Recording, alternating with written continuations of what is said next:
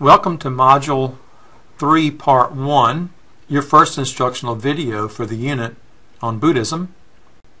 Let me first address an issue that's often raised in regard to Buddhism. Some question whether or not Buddhism is actually a true religion, given the fact that there is at least one sect of Buddhism, the Theravada sect, that actually does not worship or pray to gods. And in fact, we can refer to the Theravada sect as non-theistic, certainly not properly atheistic. They don't deny the existence of gods, but they simply don't worship or pray to them. They also do not consider the Buddha to be a god. They consider the Buddha to be a real man, more along the lines of a saint, like St. Paul or St. Peter, a person who lived and died and left us his teachings.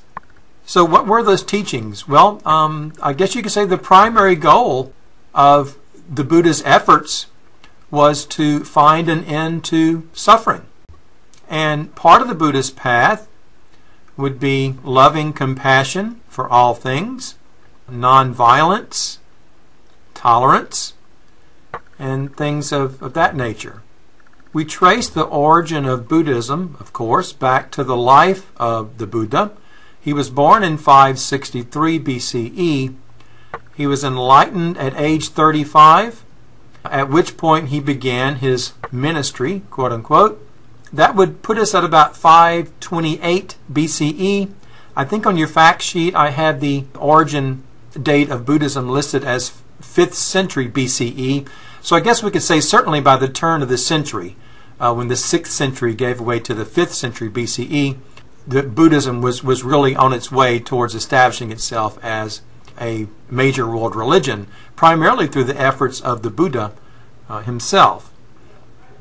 It originated in the state of Bihar, and it spread from there first to Sri Lanka, south to Sri Lanka a couple of hundred years later, and from Sri Lanka it spread to Southeast Asia, extreme Southeast Asia, Laos, Myanmar, Thailand, and Cambodia.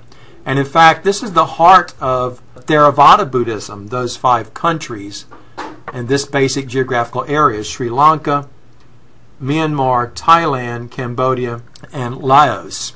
Some people refer to it as the Southern School, since it's located in South Asia. A little bit more about the geography of Hinduism. It also spread northwards to China, and from there up to Mongolia, the Koreas, and to Japan. And then finally, Buddhism spread to Tibet. As far as the scriptures go, I've included a guide for you that I think you'll find helpful. There are 3 sets of Buddhist scriptures. The first set is the Pali Canon, C-A-N-O-N. The word canon simply means the official corpus or the official body of scriptures for a religion. The Pali Canon. Pali is an ancient language in which the original scriptures of Buddhism are written. The Pali Canon is the oldest set of scriptures. It is said that right after the Buddha died, his followers began to commit his teachings to memory. Eventually, these teachings were written down on various materials and then finally collected in 3 different baskets. So, hence the term Tipitaka, which means 3 baskets for the Pali Canon. These 3 baskets were the discipline basket, which included rules and do's and don'ts for monks and nuns primarily. And also, secondly, we have the discourse basket, which are teachings of the Buddha.